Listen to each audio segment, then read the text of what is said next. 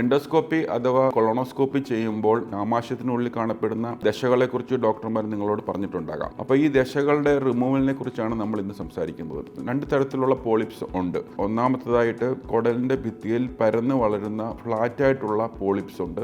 അതേപോലെ തന്നെ ഒരു തണ്ടോടുകൂടി വന്നതിന് ശേഷം അതിൻ്റെ മുകളിലോട്ട് വളരുന്ന പോളിപ്സും ഉണ്ട്. തണ്ടോടുകൂടി വളരുന്ന പോളിപ്സ് അല്ലെങ്കിൽ സ്റ്റോക്കോടുകൂടിയുള്ള പോളിപ്സിനെ നമ്മൾ പെഡങ്കുലേറ്റഡ് പോളിപ്സ് എന്ന് പറയും. എന്നാൽ പരന്ന് കിടക്കുന്ന പോളിപ്സ്, അതായത് ചിലപ്പോൾ അത് ഒരു 1 സെൻറ്റിമീറ്റർ മാത്രം വലിപ്പമുള്ളതായിരിക്കാം, ചിലപ്പോൾ അതിലും താഴെയുള്ളതായിരിക്കാം, 8 to 10 സെൻറ്റിമീറ്റർ വരെ വലിപ്പമുള്ള പരന്ന് കിടക്കുന്ന പോളിപ്സും ഉണ്ട്. ഈ പരന്ന് കിടക്കുന്ന പോളിപ്സ് സാധാരണ ഒരു പോളിപെക്ടമി പ്രൊസീജിയറിലൂടെ ചെയ്യാൻ പലപ്പോഴും ഡിഫിക്കൽട്ടായിട്ട് വരാറുണ്ട്. മാത്രവുമല്ല, തണ്ടോടുകൂടി വരുന്ന പോളിപ്സിനെ അപേക്ഷിച്ച് നോക്കുമ്പോൾ, ദശകളെ അപേക്ഷിച്ച് നോക്കുമ്പോൾ ഇവയ്ക്ക് ഒരു ക്യാൻസറസ് സാധ്യത വളരെ കൂടുതലുമാണ്. അപ്പോൾ ഇതിൻ്റെ പൂർണ്ണമായിട്ടുള്ള റിമൂവൽ വളരെ അത്യാവശ്യമാണ്. പലപ്പോഴും നേരത്തെ നമ്മൾ സർജറിയൊക്കെയാണ് ഓപ്റ്റ് ചെയ്യാറുണ്ടായിരുന്നത്. ഇപ്പോൾ പുതിയ ഒരു ടെക്നിക്കായിട്ടുള്ള എൻഡോസ്കോപ്പിക് സബ്മ്യൂക്കോസൽ ഡിസെക്ഷൻ അഥവാ അതിനുമായിട്ട് റിലേറ്റഡുള്ള മറ്റ് പ്രൊസീജിയേഴ്സ് വഴി നമുക്ക് ഈ പരന്നു കിടക്കുന്ന ദശകളെയും പൂർണ്ണമായിട്ടും കുടലിൻ്റെ ഭിത്തിയിൽ നിന്ന് അടർത്തി മാറ്റി പൂർണ്ണമായിട്ടും അതിനെ റിമൂവ് ചെയ്യുക, എൻ ബ്ലോക്ക് റിസെക്ഷൻ നമുക്ക് സാധ്യമാണ്.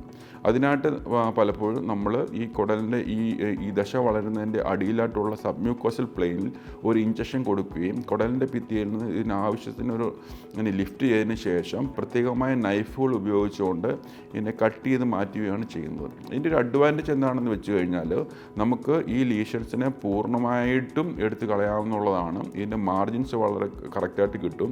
ഇത് എത്രത്തോളം ആഴത്തിലാണെന്ന് നമ്മൾ നേരത്തെ മനസ്സിലാക്കി വെച്ചിട്ടുണ്ട്. അപ്പോൾ ആഴത്തിനനുസരിച്ച് നമ്മൾ അതിൻ്റെ അടിഭാഗം കട്ട് ചെയ്ത് കളയുന്ന കാരണം പൂർണ്ണമായിട്ട് മാർജിൻ ക്ലിയർ ആക്കിക്കൊണ്ട് നമുക്ക് ഈ രോഗത്തെ പൂർണ്ണമായിട്ട് ഇല്ലാതാക്കാൻ കഴിയും.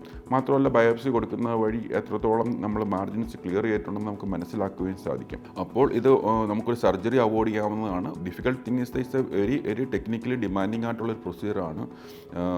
വളരെ സ്കിൽഫുള്ളായിട്ട് ചെയ്യേണ്ടതാണ്. നമുക്ക് ചിലപ്പോൾ 2.5 തൊട്ട് 5 മണിക്കൂറുകൾ വരെയൊക്കെ ചില ലീഷൻ്റെ സൈസ് അനുസരിച്ച് നമുക്ക് സമയമെടുക്കാൻ സാധ്യതയുണ്ട്. മാത്രമല്ല, എന്നാൽ പോലും ആഫ്റ്റർ ദി പ്രൊസീജിയർ പേഷ്യൻറ്റിന് വളരെ വേഗത്തിൽ ഡിസ്ചാർജ് ആയി വീട്ടിൽ പോകാവുന്നതാണ്.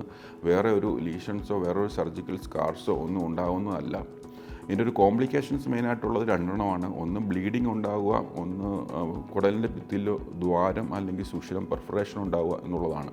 അപ്പോൾ ഈ ചെറിയ ദ്വാരങ്ങളാണെങ്കിലും ബ്ലീഡിങ് ആയാലും അതെല്ലാം തന്നെ ഇപ്പോൾ എൻഡോസ്കോപ്പിക്കലി തന്നെ മാനേജ് ചെയ്യാൻ പറ്റുന്ന രീതിയിലുള്ള അഡ്വാൻസ്മെൻറ്റ് നമുക്കുണ്ട്. വളരെ റെയറായിട്ട് മാത്രമേ നമുക്കൊരു സർജിക്കൽ പ്രൊസീജിയറിലോട്ട് പോകേണ്ടി വരാറുള്ളൂ.